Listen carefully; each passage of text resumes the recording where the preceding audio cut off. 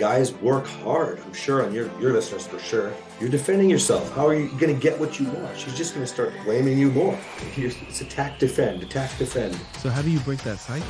You have to make a choice. Get support from the real people. You should love me. You should want to have sex with me. I'm such a great guy. Then you're not. Like, that's not how it works.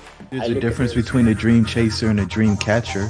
Hey, everybody, and welcome to the Dream Catchers podcast. I'm your host, Jerome, and we're going to do an unconventional episode today, ladies and gentlemen. We're going off script, and we're going to dive into relationships. I've got Cass Morrow with me today, and he has built a massive business helping save relationships, save marriages, and putting the leaders of the households, and I'm taking words, he's never said this to me, putting leaders back in their proper place in the home. So with that, Cass, welcome to the show, man. Super excited to be able to hang out with you today and unpack one of the most important topics in, I think, society today. Well, thanks for having me on, Jerome. I couldn't agree more. You know, I think business is awesome, but without the relationship, man, most of us aren't really the success that we think we should be, you know? And so let's go there right now. Did you believe that you could build a big business without the relationship part? I feel like a lot of people try to skip that step and they kind of end up in a very unflattering or uncomfortable predicament as a result of it. Well, I'll tell you something. I learned it along the way, you know? So with the terrible relationships that I had, I owned a gym for 20 years. And I'll tell you when I did the best with it is when I had my partner and we were on board working together and, you know, feeling different with the level of support, adoration, etc. And we lost that with COVID. And then with everything that transpired, my wife was like, why aren't you doing this? You've been helping men for years now. Look what we've done with our marriage. And we can get into my story if you want, but it was abusive, toxic, terrible.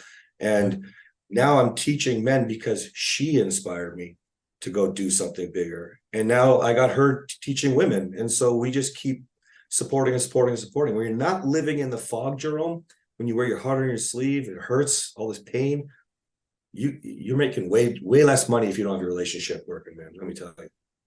So it's interesting that your wife brought this up and said, hey, you got a skill or talent, ability that's valuable in the marketplace. But that's coming from a place of admiration. If I heard you correct, you guys didn't have the best relationship. So I guess let's go back. Like, how did you get into the place? Because I don't think anybody goes in and says, ooh, I want to have a bad relationship. So how'd you get to the place of having a less than desirable relationship? And then let's talk about the transition that got you guys back to a solid place where she's encouraging you to go out and teach other people about relationshiping. Yeah, you bet. I'll make it brief because it's long, but you know, my parents paved the next 2 adult decades of my life is how I put it. I left home only knowing abuse, emotional specifically, narcissistic father, selfish mother, daily fights, us getting in trouble and screamed at all the time. And so I just picked fights every day. I'm not kidding. I only knew anger. It didn't matter if I was at work. If I dated a girl, she got the worst of it. By the time I got to my wife, you know, she said, do you have an anger problem? And I literally believed that, no, somebody else. I would say, you know, I don't just call someone a name. They have to run their shopping cart into me and then I call them a name. And I would be picking these fights with my wife, not even realizing that I was doing it because I only knew. And unfortunately, my wife got the brunt of it. By the time I'd been in so many painful relationships, you know, being cheated on and blaming them, you know, the fighting, destroyed my house. I don't know how many times. By the time I got to my wife, I destroyed her. And I was emotionally, physically, sexually assaulting her. I'm a managing severe narcissist, so I had to deal with that, learn to cope. And yeah, just along the way, I was like, so I had court mandated anger management, actually. And so I was on probation. I'd go to jail if I messed up. So I started to get things under control, but basically replacing yelling with not yelling. Somewhere in there, Jerome, I was like, this is amazing. We're fighting every 3 days. And my wife looked at me and was like, that's not normal.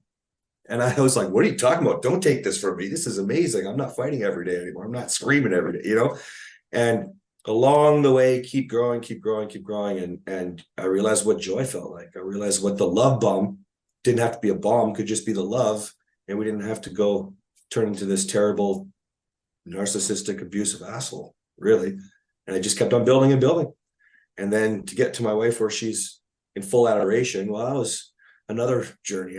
I teach a system called Motivate with Boundaries. And at some point I said to her, babe, like, I'm not that guy anymore. So if you want to play with that guy, I'm out. And she got into her first course and she started learning. And I didn't do boundaries correct at that time, but it worked. And yeah, now we're on fire, man. And then just it's the most incredible feeling on the planet, to be honest with you. Wow. So you set a boundary and that created the space for you guys to reconcile? Yeah, sort of. That was really like, I had come so far. If you talk to each of us, so if we're both on here, our timelines would be completely different, right? Okay. I think we're better for 5.5, 6 years, because I'm noticing my growth along the way. And it was better. Then at some point, she said, I'm just not attracted. I'm not in love and I'm settling. And it was really because she was still, quote unquote, married to the old guy. And Yeah. so, yes, I set a boundary, or I laid a boundary, and I would never teach my men to do this now in this way. But it was literally, this isn't the life I'm going to live. I'm not going to go back to being angry because this feels too good. And all of these thoughts are going through my mind. So yes, when I did that, she was forced to look within, going, what have I been doing? I've been pushing him away. I've been an anchor, not a booster. And so she started her own growth journey. And the easiest way to explain it is, people ask me, narcissism, how can you manage that? You know, how did you figure out what clicked the switch? Well, I recognized there was something wrong, but I'm looking back knowing I'm a narcissist now, right? Whoa. But along the way, with these sorts of growth patterns with my wife, she realized, wait a minute, he just doesn't understand what love is. He just doesn't understand what joy is. He just doesn't, so what can I do? And so the boundary, yeah, it got her to a position where she was ready to follow. But you see, most guys try to lay a boundary before their wife even could respect them. They haven't made any changes yet. They haven't done any growth yet. They're still pointing the finger. They're still blaming. I took responsibility for me and her. And you might say I had to because I was abusive. Well, she was pretty abusive too by the end of it. Like, she, at the end You of that learned to time, fight. she was quite disrespectful, quite rude, she's the one throwing shit, you know? So men get wrapped up in, I deserve this respect. Just take responsibility and you could change anything. You might not be the problem, but you are the solution if you want to be. So take respect, or take responsibility to earn respect. Let's go deeper on that, because I think most people would say, well, respect should be given, or it's not my fault. What do you say when you're working with folks and that's their position? I rewind them a little bit. So if you think about how we have kids and we tell them, don't cry, you know, don't be afraid. There's no monsters, go to sleep. If you scream, I'm going to take away your toy, right? Our parents did it to us and we did it to our kids until you learn differently. What are you doing? You're teaching your kid you don't have feelings. You don't even know which feelings they are and how to express them. And so you carry this need to have your needs met, or am I allowed to have needs? Now you blend in society's garbage and examples, right? You should just have your baggage cleaned up and you should, but listen, when you got together, you both met each other's needs. You're so beautiful. You're so intelligent. I'm dropping everything with my friends because I want to see you. You're validating constantly. But here's what happens, because you didn't learn how to communicate. You didn't have the skills. You don't understand your feelings. We defend ourselves by pointing the finger and blaming at our partner. So if you want respect, you got to understand that validation and approval and love that you both fed each other, you started replacing with defensiveness, blame, potentially you got to contempt. Where are you going to get any respect? So if you take responsibility for you, Jerome, just you, who do you want to be? The person I am shouldn't yell. Why? Nobody's listening if I yell. Well, then I can say that no matter what she did, I caused that. Is it true? No, she should learn her shit too. But at the end of the day, am I going to lead her out of this mess? Or am I going to keep myself in this mess? So that's a special word, lead. I think there's a leadership void in most homes. And I think if we just apply that across society, there's a leadership void in society. Can we talk about leadership and maybe how you define it and the way you phrased it? Am I going to lead her out of it? That insinuates a bunch of different things, and I'd love to unpack it with you. Okay, well, the first thing you need to understand is leadership is skewed nowadays. And there's the whole feminist movement. We don't need a man. A lot of women will comment to my social media, I don't need a man to lead me. And sure, my wife doesn't need a man to lead her either. She can be deep inner masculine. She's the first to admit it. But on a whole, in general, women want to be led, right? They want things like a partner at home, meaning here's an example of leadership that most men can relate to. She's taken on the role of what we're having for dinner because he's working, right? This is fairly typical, especially when there's kids and you decide this together. But now she's leading the household, planning the dates, planning the meals, what's going on with the kids, what are we doing for holidays? So she's leading everything. In a partnership that my wife and I would create in what we call the new marriage is like, you're both going to have strengths and weaknesses. My wife still loves to plan the dates and the parties, even her own birthday party. She just loves it, right? But what we can do as a man is we can understand the first thing that we're responsible for in our home to lead is the atmosphere. Why are we taking it personal if she's having a bad day? Why are you afraid to go home worried if she's going to be upset? Why don't you provide structure for the atmosphere, the environment, the direction you want the night to go, the marriage to go? If she's not doing it, why are you waiting for her?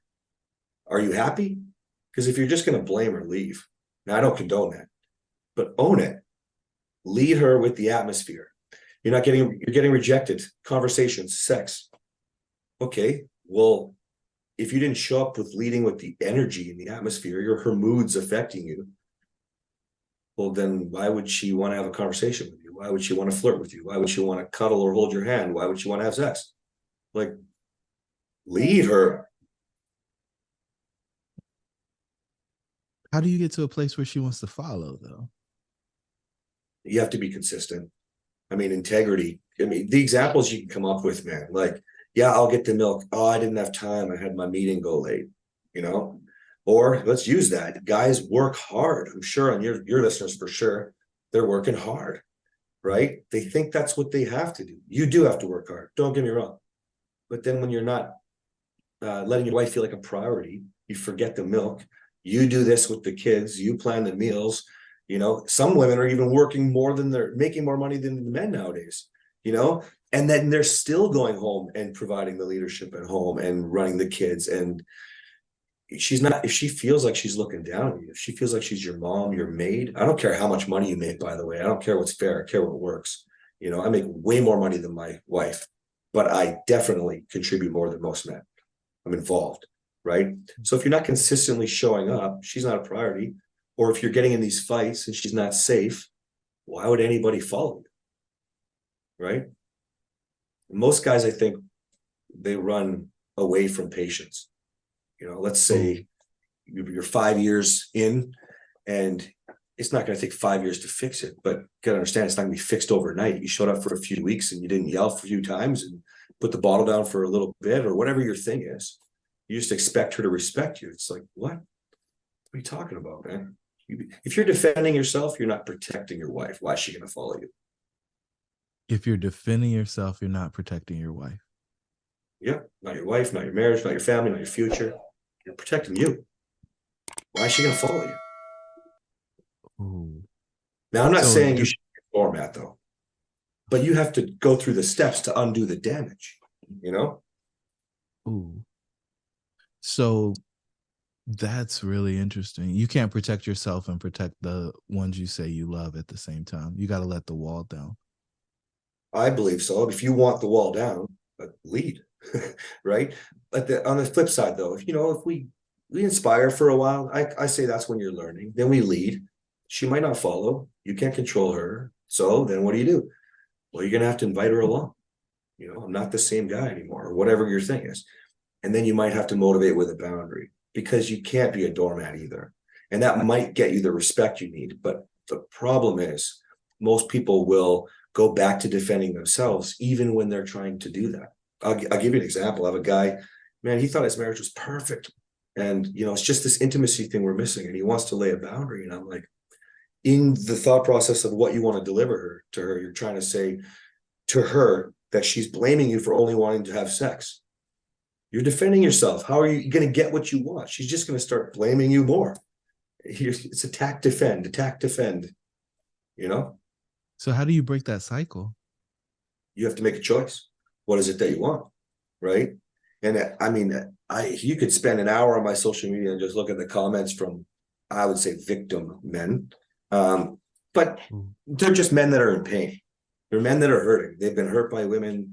They've been hurt by, maybe their parents, relationships in general, who knows?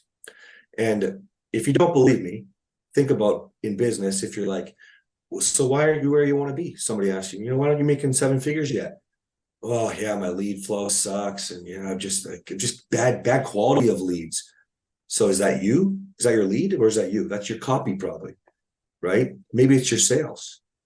Can you not stop attacking because you want more? In business, people do it all the time, but we also see people quit.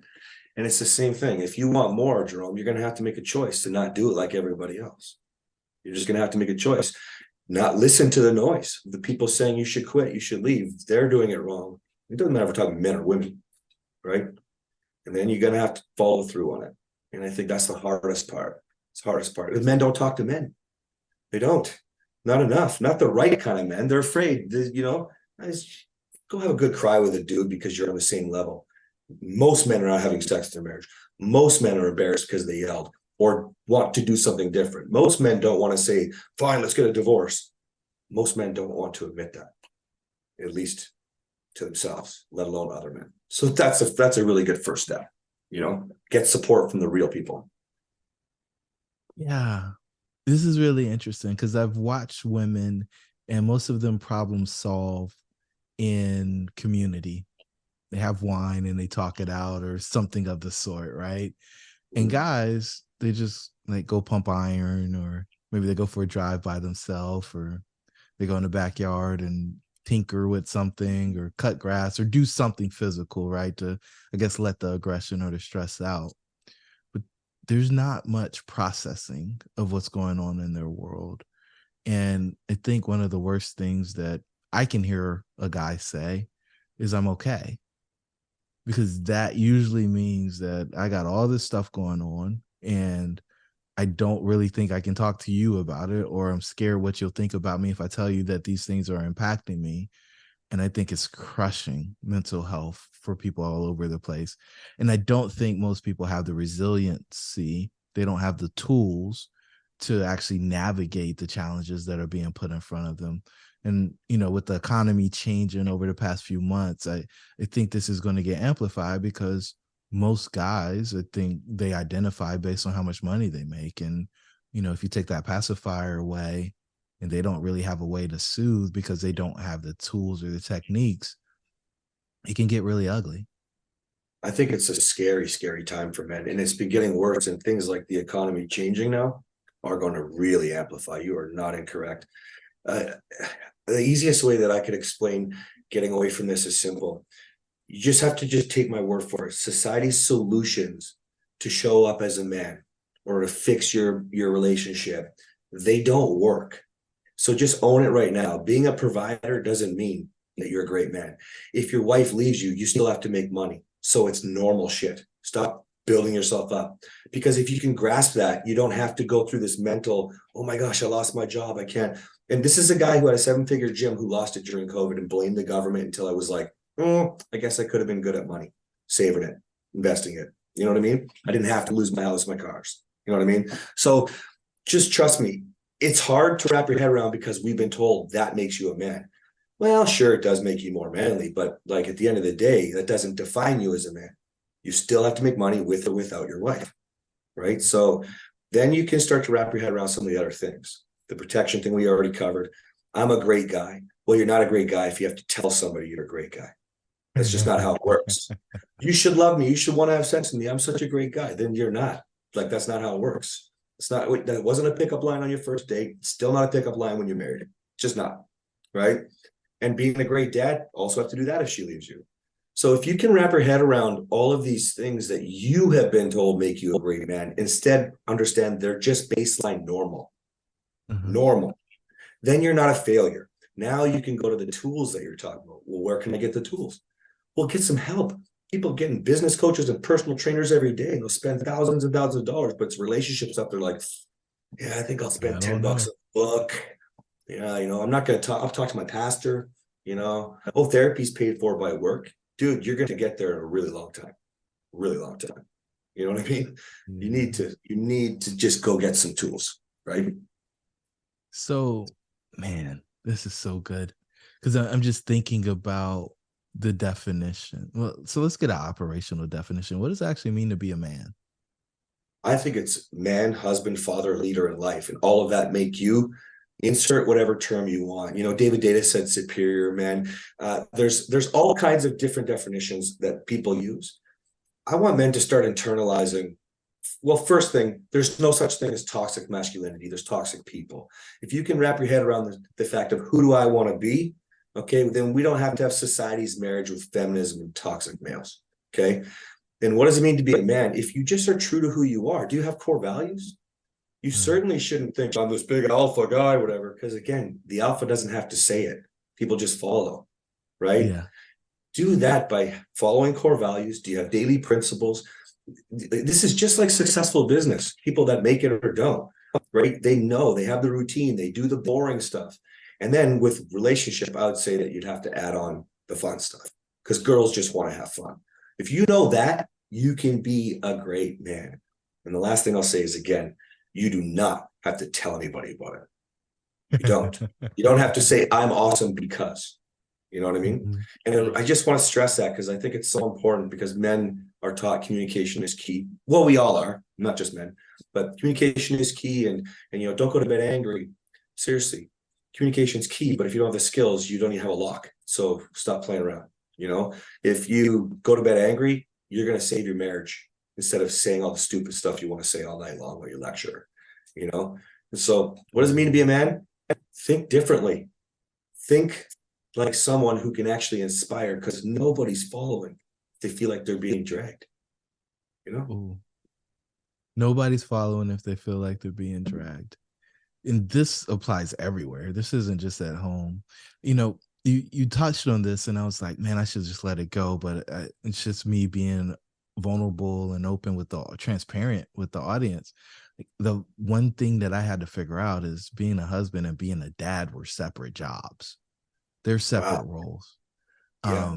I thought it was something that just went hand in hand. And I watched so many women think being a wife and a mom is the same thing. And it's not. And I think that when people think that way, it leads to the detriment of so many relationships because they feel like because they're doing for the little people that the big person should just suck it up and get over it. But that just doesn't work. You still have to show up for that job too. Yeah. And that can be a challenge to navigate, especially if you're already at, each other's throats, let's say, you guys are not getting along and now we disagree on how we parent or uh, most of the time, like when I work with men, their wives are used to punishment, want their husbands to be the punisher, the disciplinary. There's lots of things that need to change right now in the dynamic if we want our kids to do things differently. But you have to understand it's a breakdown. And if you want to simplify this, let's just go to leader in life for a second. Set of man, husband, father, leader in life. Okay. Leader in life. Why does that make you more attractive? Well, because you're inspiring people with a message. So I'm disrupting divorce. It's a 30-year goal. My wife thinks that's hot because it's going to change the world. You know what I mean? Mhm. So yeah, if you're a great father, again, don't throw it in her face. Guilty was like that. A lot of guys are. And again, if you have to prove it, then you're not. You know what I mean? You're not showing up. You're doing it to give to get, right? And I'm not saying don't go make $1 million. I'm not saying, don't go, do a cause just because you love it. I'm just saying they're just things that make you an incredible man. That's it. And I don't know about you, but I want to be the best I can be. But I got to break it all down or else I'm doing it for the wrong reasons, right? So for the folks out there who are saying, well, what are the right reasons? Like, why should I do this? Because I'm selfish. I think humans inherently are selfish, right? They're looking to get something for the investments that they make. Why should I? What's a good reason to do these things?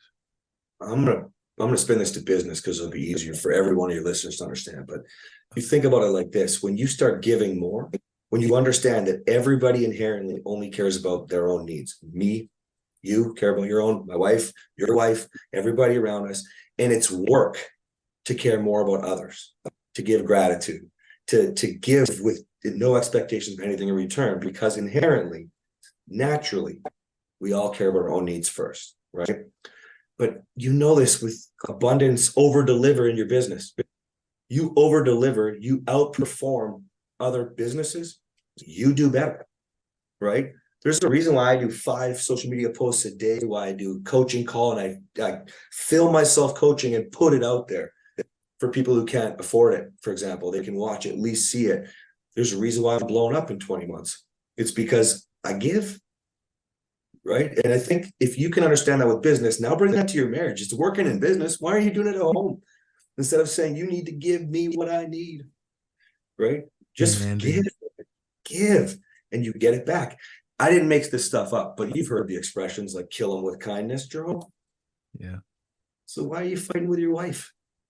Yeah. By the way, she won't die. You might feel like you're dying because she's all over you all the time. It's awesome. You know what I mean? But you got to start. Somebody's got to start. If you're listening, you're the one who's interested. So get to work, you know? So let's go back, man. You said basically that your parents were your example and you replicated what you saw in the home when you were growing up, in your marriage, and through all the relationships along the way.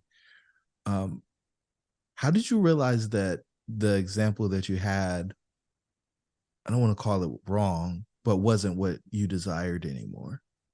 Well, I knew certain things, you know, you can tell how much your parents, well, if you're like me, I could count on one hand how many times my parents said, I love you or I'm proud of you, you know? Oh, wow. And so, you know, coupled with all this screaming, there's certain things that I just knew that I wanted to do different. But that gym that I owned, I was training a group fitness class, and a social worker I was training, actually a few social workers. And I said to them one day, I have a son in another relationship, and or from another relationship. And when I was training them, he'd be at the gym with me, and you know, every squat and I'd have the bottle of his mouth, and I was bragging myself up like how I'm better than my parents, and because I'm not abusive. And I look back and there was definitely things I was doing wrong that could be considered abuse for sure with my son. You know, just even fear tactics to get him to, you know, listen, you know, whatever. And she said to me, she said, you know, it's 50-50. You're not special. Hey guys, as you might know, a very small percentage of the people who actually listen to this podcast are subscribers. So do us a favor, subscribe. In fact, we did some analytics and we found out that only 25% of the people who listen are subscribers. And our goal is to get that to about 75% over the next 3 months. So do us a favor, hit the subscribe button so you get notified when our new episodes come. We plan to bring immense value to you guys going forward as we continue to improve the content that we create at Dreamcatcher. Your dreams should be real. Let's get back to the show. Now, at the time, I took that so personal. Of course, I'm special. I'm choosing not to be like my parents. And so I didn't see the abuse that I was giving, the relationships that I had, my son, my clients, you know? And then I started to realize when I met Catherine, because she said, your parents abused you. And I was like, what? No, they didn't punch me. They didn't punch me. What are you talking about? They didn't hit me, you know, a few times. I'm not like the poor people that actually get physically abused all the time. And that was my first introductory lesson, but I didn't know it yet, which was, oh wait, abuse is more than just being hit, you know? And so it's just a combination of all these kinds of realizations. But then again, being forced into anger management, which by the way, did nothing for me. Neither did 14 years of therapy. And so, but being forced in that situation allowed me to start connecting the dots. And then here's the kicker. And I don't know if this will scare your listeners or not, but there was I'll tell you a story. I threw a piece of I wanted to throw a piece of gum out the window, but there's a car. So I had it in my hand on the steering wheel. I'm driving, and Catherine goes, "Here, there's no cars out here. I'll throw it out the window." But what I heard was, "You're fucking gross. Why are you holding that gum in your hand?" And when she's at the stage where she's starting to realize this guy needs love, okay, and not good at it yet at all, because she's defending herself all the time, right? But the moment she just wanted to give you love, she goes, "Baby, oh, there's no cars out this window. I just wanted to get that out of your hand for you and help you." And I was like, "You wanted to do what? Then why'd you say?" And I realized something there. That was a big, big click for me. And it's all these men that I work with now. When I show them in my course, I show them how they can see what you have, your own reality, your own perception, and it stems from your childhood and all this crap. And that's why I say don't go to therapy, man. Literally learn from somebody who's got the tools, because then you can get through this way faster. Because I don't need to talk about licking toilets and all this crap to understand that I had protecting myself with all these sabotaging methods instead of actually protecting myself to move my marriage forward. You know, Whoa. that was So crazy. how did you respond to that? Because you heard something different than what she said and what her intention was. Well, she was able to, I don't remember if it was in that moment or if it was later at home, but she was able to share other examples. So narcissism was just being really starting to be blowing up with the internet and social media, right? Narcissists can't change, and gaslighting terms and things like that. So she had a few examples where she could say, this is really, you know how you misunderstood that. This is really what's happened here. This is really bad. And I started to realize I was the one that was gaslighting. I didn't understand the term for years, but I had to get her to explain it to me over and over again, because you're still in your own reality, right? And so now it's like so fast for me. Like narcissists lie, really. Same with something called a nice guy. We lie. Now I'll be on a coaching call, for example, or be with my wife, and I'll say something. I'll be like, "Oh, sorry, that's a lie. Hold on," and I'll reel it in, right? But it's a turnaround time that I've had to work really hard on, right? You have to allow somebody who loves you to help you get through that. And that's going to be hardest part if you're listening and you're like, "I want that," because they might not be on board because you've hurt them a lot. And you don't have to be a narcissist, by the way. If you're the yeller, the screamer, if you shut down and hide from your responsibilities, from who you're supposed to be, there's going to be hurt there, and you don't get to decide what that pain level is or that tolerance level is. It's their pain. So that's where your own responsibility starts to come in, where you have to take it on for you. Ooh. So, I mean, a recurring theme over the course of this episode for me has been accountability or responsibility. Is that the crux of everything? Like, is that the foundation?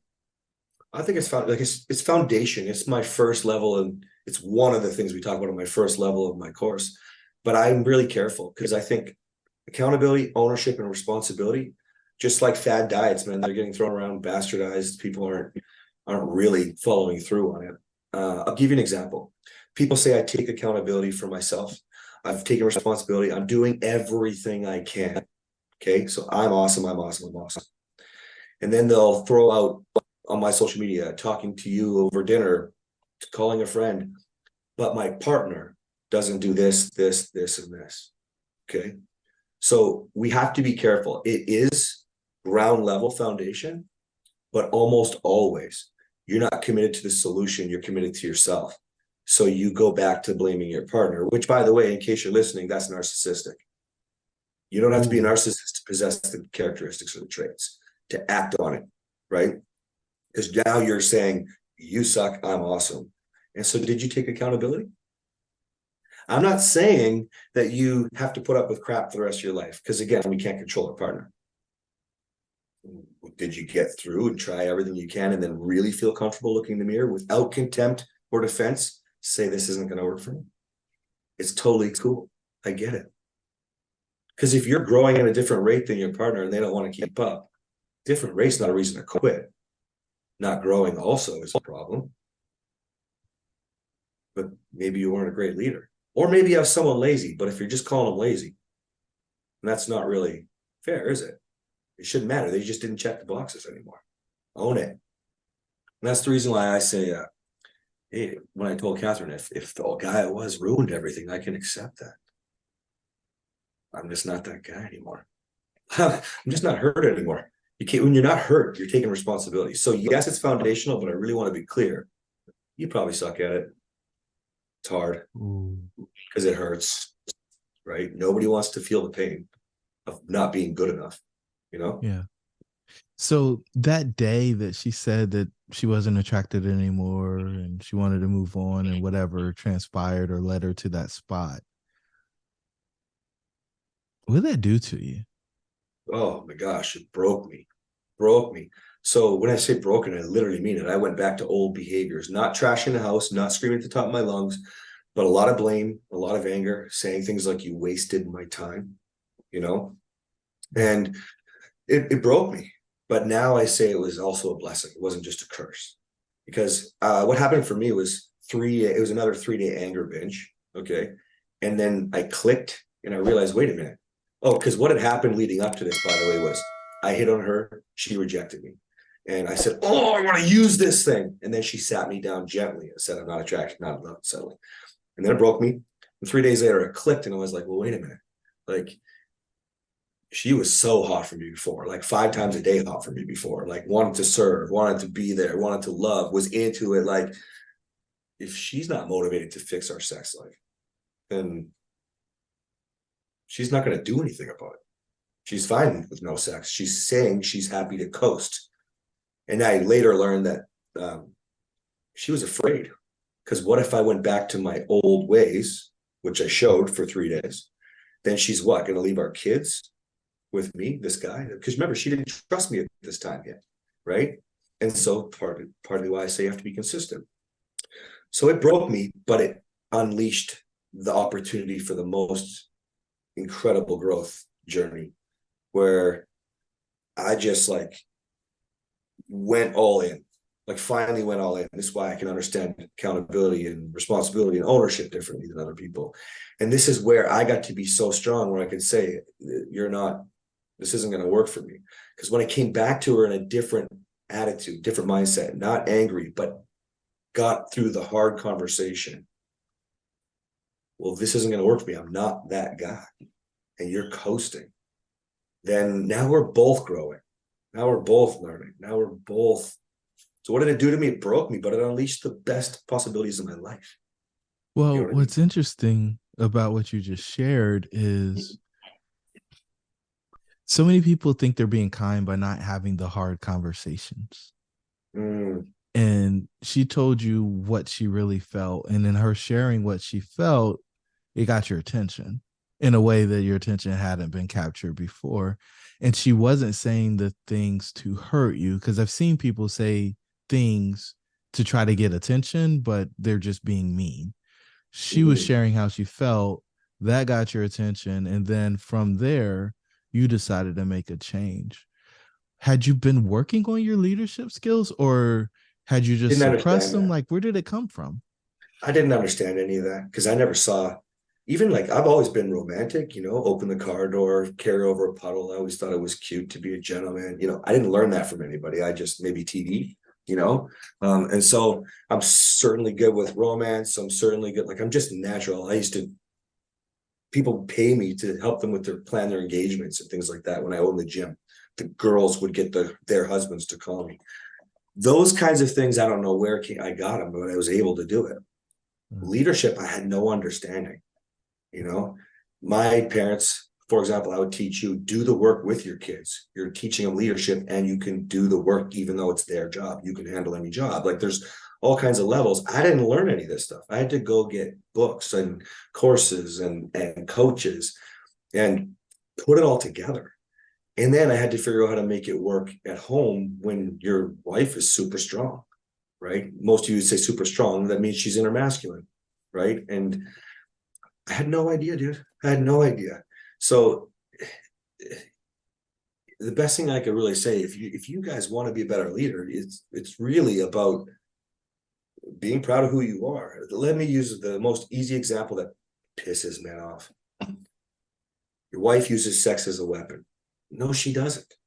No, she doesn't. Okay. If you use the word withholding, you're saying you just want to use her. Well, why would she want to be with you then? She's supposed to be available for you and serve you. Listen, there are all kinds of things that you're supposed to do long before that. Pick up a Bible, read Solomon's chapter. And if you don't believe in Jesus, then honestly, if you want the great stuff, you got to do the other stuff. Like, come on, give me a break. Now, forget withholding, punishment. You do something wrong, so she's not going to have sex with you. Let's break that down. You do everything right all day long. You're flirting, you're a great partner, you're a great dad. You're just super fun with her. You're just doing it all right. Kids do something. And so you turn around and scream at them. And then your wife says, oh, honey, whoa. And or she doesn't. Then it's already passed to the next step. We can bypass that step. And all of a sudden, she looks at you and you mumble something under your breath, passive aggressive, or defend yourself. Or, yeah, I've had the worst day, and you're mean to her. Well, how's she using sex as a weapon, dude? You just turned her off, man. Like, I don't understand this. Now, I'm not saying it doesn't happen, but on a whole, it happens because you took the safety out of the home. So I just learned how to be a leader by understanding simple things. I think they're so simple to explain that nobody else is taking the time to talk about by applying it and figuring out and understanding it. You know what I mean? Yeah, your use of the word safety has been really interesting. I've heard from folks who've been in relationships for a long time that what women want more than anything is safety. And if they have safety, then many other things can show up that often benefit or desires of the masculine partner. What may be troubling, though, is I don't think most people know what safe is. That's good. Good point for men to understand, because, well, you've probably heard this from your buddies, Jerome. Like, well, of course she's safe. I don't hit her, right? And of course she's safe. I make a lot of money, right? Yeah. These are such a small fraction of what safety truly is. My wife would tell you straight up, and she did it on our podcast, actually. She said, I wish he would have hit me or choked me out so I could just be done. It would be over. At least it'd be Fear over. of it happening. Yeah. Yeah. There's so many levels to safety that men don't realize. Men don't even realize sometimes. Well, I mean, just a comment like this. Well, I mean, I make the money, right? What are you saying? She's got no security at all. Security is part of safety, right? And there's all this give to get that's happening in relationships. Women too. There can be nice guys give to get, covert contracts. Of course, there's nice girls. It's just that this doctor created it in the 80s, the nice guy thing. But nowadays, today is called the simp, right? Mm-hmm. Listen, women need that safety. Men need that safety too, but men are supposed to protect. So keep her safe first. Because how many times are you sliding across the hood of your BMW to save her from kidnappers, man? It's not happening. So stop acting like a big manly man and understand that her heart needs to be safe, right? Then we can get somewhere. She can't trust you, you're not making her safe. Like, there's so many levels to this, Jerome. Yeah. And there's also so many things that often happen before they even show up to the relationship with you that happen that impact the relationship that you're in. And if they're not willing to do the work in order to resolve, process those things, then I think you end up in a really tricky space or environment. It's always interesting to see somebody be triggered and you see a response that's not commensurate with whatever happened, right? It's like that overreacting. You were talking about the gum earlier, like you were triggered and it wasn't like she didn't say it wasn't her intention, etc. So, as we kind of wind this thing down, Cass, like what I would really love is, because you've talked about the course a couple of times or you've mentioned it, like how is there a progression? Is there a framework? Like what should the listeners know about this process of going from on the brink of divorce to having a thriving relationship, which I think is a promise you offer to folks? Super easy. So, well, I say that because I put it together. So peace, partnership, passion. Most guys are focused on they're focused on the passion part because they feel validation, like on physical touch. Like, can we just do that more? I know you love me. I'm doing your love language. Forget passion. It's just stacked up. So peace, partnership, passion, and within each of those pillars, you have a manning power, which is you're in your true power. If you're taking responsibility for you, the only person you can control, which means we stop doing things that create the divide between our wife. That's why it's in the peace pillar. The next would be the man with impact, and that is a man who he makes an impact. He lets his wife feel. He doesn't have to puke his needs all over her. We'll get our needs met if we learn to give and get her feeling safe again, right? In partnership, there's a decision-making process that men are skewed because of how we're taught to be men. So I teach that as a man in control, things like core values and why you're making poor decisions. What do you do when she won't follow your lead? How are you going to respond versus react? And then we get into, being a husband and being a father. And then the last thing is passion. There's passion for you. There's passion for her. Can we bring all the passion back? And if you're doing all of this all the time and you stack these skills, that's why I say it's easy. It's just learn to replace the bad habits with the right skills. You make it sound so simple. I think it is, but I've taken so many courses and I see what's missing, what didn't work. I've worked with women for decades and I wish I would have applied this sooner, but 15 to 19 women in a group class for 2 decades. I was the only guy training for most of it. And so I talked to a lot of moms. I'd want Rob if he, I would not be fighting with Chris if he would do. I just didn't apply it. And then I started to think about it back when I was reading, started with books and I took courses and I hired coaches just like I did with business. So I was like, why don't I try this and I just saw what was missing. And so and now 3,100 guys, almost 3,200 in 21 months. The 4th version of my course I released in January this year, where it's like, this is everything. Now it's perfect. Now it's just so easy for me, So it's not just theory, it's practice. It's experimentation, getting the results, iterating to get to the place where you're condensing time frames and getting the results that people truly desire. Yeah, if you think about it, just like business masterminds, we talked earlier about a very important first step. Forget working with me or other men like me.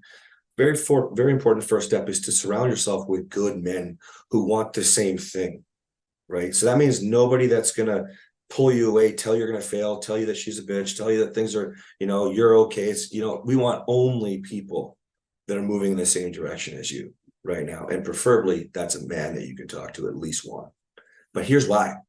Because that practice that you just pulled out of my little rant there, practice, you can't do it from the inside looking out as easily as you can outside looking in. So if you're with those like-minded men and you're trying things and you're like, Jerome, that was perfect. You responded really well, except for you kind of reacted in defense first, right? That reflection you can take back to yourself after. Mm-hmm. So that practice is actually tenfold because you're working on, especially if you have 10 guys. If you're in my group, there's hundreds of guys. Then all of a sudden it's like you've got all these situations and you'll realize it's not that I don't care about your story, not that you shouldn't care about your story. It's the same symptoms, same treatments. They're just different than what you know. That's all. Man, I love this. It fits so well in our framework, the red pill. We start off with self-image, and that's accountability with self and relationship with self. And once you're able to live and own in that space, then you're in a position where you can start leading others because you're leading yourself. And so level 2 is relationships. And Cass, I think you just articulated so well. But this whole framework of peace, partnership, and then the last one being passion, it's like those things are necessary. They're precursors. I see so many people trying to get to money, but they haven't figured out self-image, relationship, and work, and even their health. And they think, oh, well, I can just skip the steps. And skipping the steps is the fastest way to make sure that you trip. Yeah. And it gets ugly when you trip, when you're skipping steps and you're on your way up to the top. So, kind of as we wrap this up, the big question I'd love for you to answer for the listeners is just, we've been through about an hour. What's the one thing they should take away from this episode? Honestly, love her through it. The biggest thing that we've done as men is questioning whether we're allowed to feel or not feel. There is a time and place, but right now, if you want to rebuild peace in your home, like if you want to have her giving you that respect you crave, that adoration that you crave, you got to love her through it. Whatever it is. You talked about triggers earlier. Like there is a gap between the stimulus and the response. You choose what you want to do. Understand she's probably triggered, and then help her put the gun down, man. It's a trigger. And you probably raised a lot more of those flags than you're taking ownership for, whether or not she had the baggage or not. So if you're taking one thing away from that, understand you loved her with that baggage. You probably made that baggage heavier.